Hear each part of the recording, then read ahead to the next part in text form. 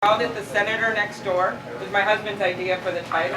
And I called it that because I wanted to make the point that when you go to Washington, you're supposed to be like your neighbors, right? You may not always like your neighbors, but you find a way to deal with them.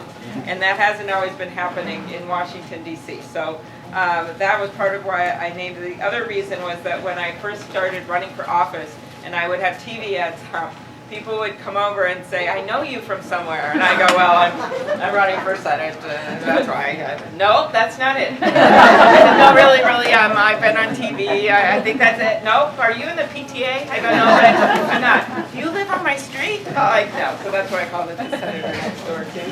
And I really had two purposes. One is to show people that normal people from normal backgrounds can run for office. That you can go from being the car hop at the local A&W, where they made me wear a t-shirt that says "Take home a jug of fun." They would do that at Dairy Queen. To end up in the U.S. So it was that my dad, the go-to wordsmith of the hour, then in his early 30s, got the chance to write the national story that declared John F. Kennedy the victor in Minnesota and thus the next president.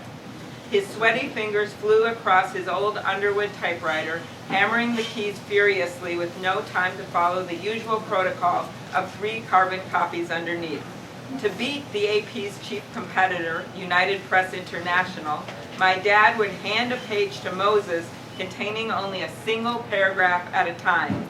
Moses would check the copy for typos and then run it over to the teletype operator paragraph by paragraph. Without a carbon to review, and with each page including only a small piece of the story, my dad kept yelling to Bob Mexner, the teletype operator, "Bob, how did that last paragraph end?" Through dazed eyes after a night of little sleep, Bob would yell back, "With a period, Jim, with a period." Steve and Sally whooped it up in the fountain and got sopping wet. The entire senior class gathered around and cheered them on. In what surely was one of the lowest moments of my high school career, the assistant principal and head chaperone, Dr. Summers, walked over and asked if I needed a ride home from one of the parent chaperones. "No, Dr. Summers," I said, "I can take care of myself." As my daughter would say years later when I told her the story to cheer her up after some equally mortifying school experience, "Awkward, Mom, awkward."